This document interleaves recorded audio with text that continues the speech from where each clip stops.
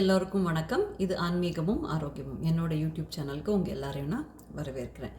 இன்றைக்கி ஒரு இன்ட்ரெஸ்டிங்கான ரெசிபி தான் பார்க்க போகிறோம். என்ன ரெசிபினா முருங்கைக்கீரையை வச்சு ஒரு ரெசிபி தான் பார்க்க போகிறோம். நம்ம முருங்கைக்கீரையை வச்சு நிறையா நீங்கள் எல்லோரும் பண்ணியிருப்பீங்க, நிறைய டிஷ்ஷஸ் பண்ணியிருப்பீங்க, நிறைய ரெசிபீஸ் பண்ணியிருப்பீங்க. அதே மாதிரி தான் நானும் நிறையாவே முருங்கைக்கீரையில் பண்ணியிருக்கேன். அதான் முருங்கைக்கீரை பொரியல் பண்ணியிருக்கேன், முருங்கைக்கீரையை சாம்பாரில் அடிக்கடி போடுவேன், முருங்கைக்கீரை வச்சு தால் பண்ணியிருக்கேன், பருப்பு பண்ணியிருக்கேன், அப்புறம் கடையல் பண்ணியிருக்கேன், அப்புறம் முருங்கைக்கீரையை அடையில் கூட போடுவேன். சம்டைம்ஸ் அடையில் கூட முருங்கைக்கீரை சேர்த்து முருங்கைக்கீரை அடையாக பண்ணியிருக்கேன். அப்புறம் முருங்கைக்கீரை சூப் பண்ணியிருக்கேன், முருங்கைக்கீரை பொடி கூட பண்ணியிருக்கேன். ஸோ அந்த மாதிரி நிறைய டிஷ்ஷஸ் முருங்கைக்கீரையில் பண்ணியிருக்கேன். நீங்களும் அந்த மாதிரி பண்ணியிருப்பீங்க அப்படின்னு நினைக்கிறேன். இன்றைக்கி பண்ண போகிற டிஷ் ரொம்பவே ஒரு இன்ட்ரெஸ்டிங்கான டிஷ். நான் மாஸ்டர்ஸ் பண்ணிகிட்டு இருக்கும்போது முருங்கைக்கீரையை லேபில் நாங்கள் டெஸ்ட் பண்ணியிருக்கோம்.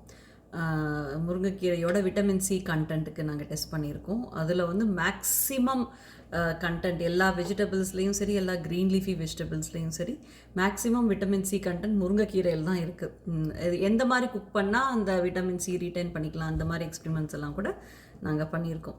ஸோ அதில் இரும்பு சத்தும் ஜாஸ்தி, அதாவது அயன் கண்டென்ட்டும் ஜாஸ்தி. அதனால் நீங்கள் ரெகுலராக கீரை சேர்த்துக்கிறதே நல்லது. அதுலேயும் முருங்கைக்கீரை சேர்த்துக்கிறது ரொம்பவே நல்லது.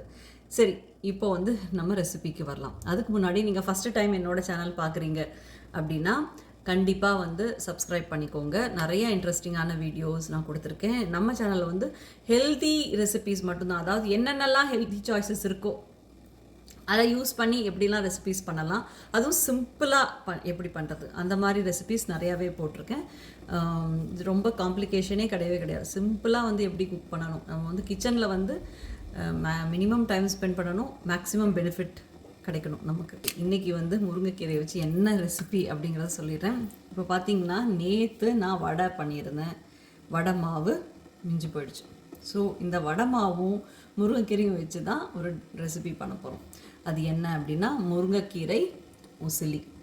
அதுதான் இன்றைக்கி நம்ம பண்ண போகிற ரெசிபி.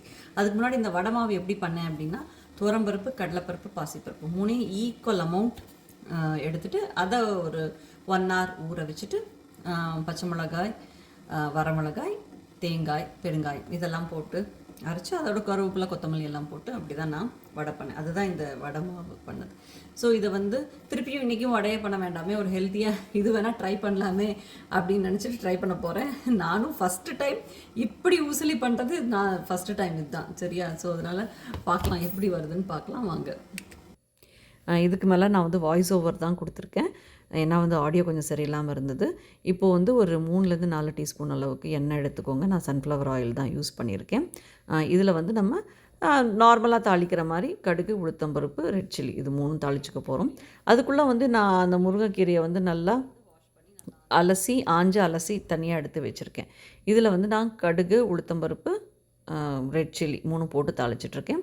உங்கள் காரத்துக்கு ஏற்ற மாதிரி நீங்கள் ரெட் சில்லி போட்டுக்கோங்க. நேற்றே வடையில் கொஞ்சம் காரம் கம்மியாக இருந்ததுன்னு சொல்லிட்டு நான் அப்போது இதில் ரெட் சில்லி ஆட் பண்ணியிருக்கேன். இப்போ நம்ம அந்த வடை மாவையும் இதோடு சேர்த்து நல்லா வதக்கிக்க போகிறோம். நல்லா வதங்கணுங்க. இது நல்லா உதிரியாக ஆகிற அளவுக்கு வதங்கணும். நீங்கள் உசிலிலாம் உங்களுக்கு தெரியும் இல்லையா, எப்படி உதிரியாக இருக்கும்னு சொல்லிட்டு அந்த அளவுக்கு வதங்கணும். இப்போ நான் 3 பருப்புமே போட்டு இப்போ பண்ணியிருக்கேன். நீங்கள் வெறும் கடலைப்பருப்பு மட்டும்தான் போட்டு வடை பண்ணிங்க, அந்த மாவு மிஞ்சி போச்சுன்னா கூட அதுவும் நீங்கள் பண்ணிங்கன்னா ரொம்பவே நல்லாயிருக்கும். அது இன்னுமே நல்லா கிறிஸ்பியாக வரும். இப்போ பார்த்திங்கன்னா நல்லாவே உதிரியாக வந்திருக்கு இல்லையா. இந்த ஸ்டேஜில் நம்ம முருங்கைக்கீரையை ஆட் பண்ண போகிறோம். ஓகேவா? முருங்கைக்கீரையை ஆட் பண்ணி நல்லா வதக்கிக்கணும். ரொம்ப வதக்கணுன்ற அவசியம் இல்லை.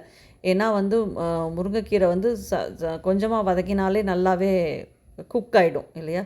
ஸோ அதனால் ப்ளஸ் இந்த முருங்கைக்கீரை இந்த மாதிரி லேசாக வதக்கி பண்ணுறது தான் best way to cook. So இந்த மாதிரி வதக்கிக்கோங்க. முருங்கைக்கீரை அளவுக்கு நீங்கள் உப்பு சேர்த்துக்கோங்க, அது பார்த்து சேர்த்துக்கோங்க. அவ்வளோதான். ரொம்ப டேஸ்டியான usili ரெடி ஆகிடுச்சு. ஆக்சுவலி ரொம்பவே நல்லா இருந்தது. நீங்கள் ட்ரை பண்ணி பாருங்கள். உங்களுக்கு பிடிச்சிருந்தது அப்படின்னா உங்களோட கமெண்ட்ஸை என்னோட ஷேர் பண்ணிக்கோங்க. இந்த ரெசிபியை உங்கள் ஃப்ரெண்ட்ஸோடு ஷேர் பண்ணுங்கள். நான் உங்களை இன்னொரு வீடியோவில் சந்திக்கிறேன். நன்றி, வணக்கம்.